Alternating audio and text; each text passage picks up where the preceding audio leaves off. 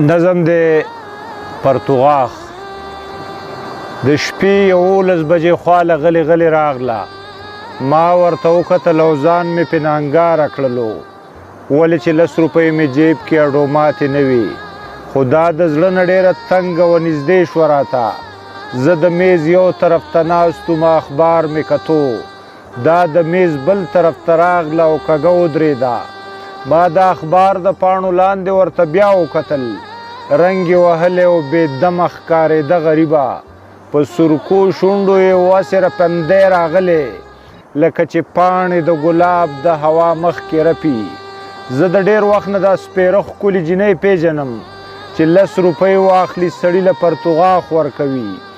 زړه مې ډېر کلک که چې په دې څه غم غرض ونه کم، ځکه مې سترګې د اخبار په پاڼو خښې کړلې.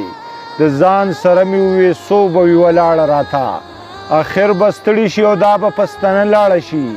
خو دې په زړه کې اوس دارنګې قسم خوړلی چې به زما د خوا نه بل طرف ته لاړه نه شي.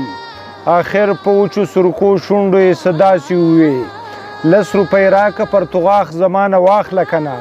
چې دا خبره یې کوله نو راغونډه شوله. د زړه درزا یې د سینې نه لوپټېله راغله. معصوم نظر یې لکه سوال زما لیمه ته راغی. ټوله غوږ شوله چې زه به څه جواب ورکوم.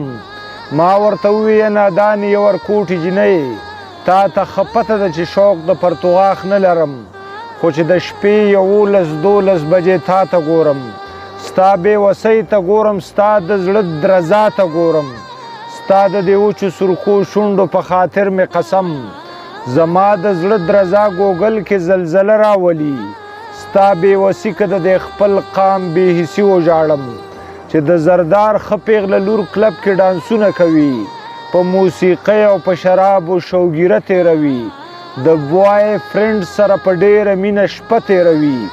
خو د غریب لور چې ورکوټې وي لا پیغله نه وي، هغه په نیمه شپه هوټل کې پرتوغاښ خرڅوي او بیا نو غله د پرتوغاښ په سکونډارو کې وړي چې پیغلتوب ناګاهو پې پیغلتوب راولي.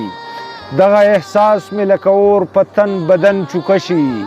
د بغاوت لمبه مې پورته ککرۍ نه وځي، خو ځان له سوځم والله چې هېڅ کولی نه شم.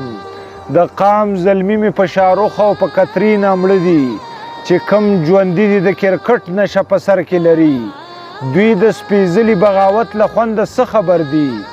یوازې زه د هغه خلکو علاج څنګه وکم چې ټول وطن د خپل پلار نیکه دوتر ګڼلی، چې د انسانیت پورې ټټوبې کوي، چې د بېوسو په غربت پورې ټټوبې کوي.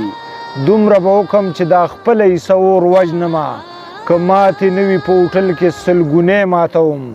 زما غریبې په ما ګرانې خوارځانې لورې، زما غریبې په ما ګرانې خوارځانې لورې، ستا نه په 10 روپۍ نن بیا یو پرتوغاښ اخلمه.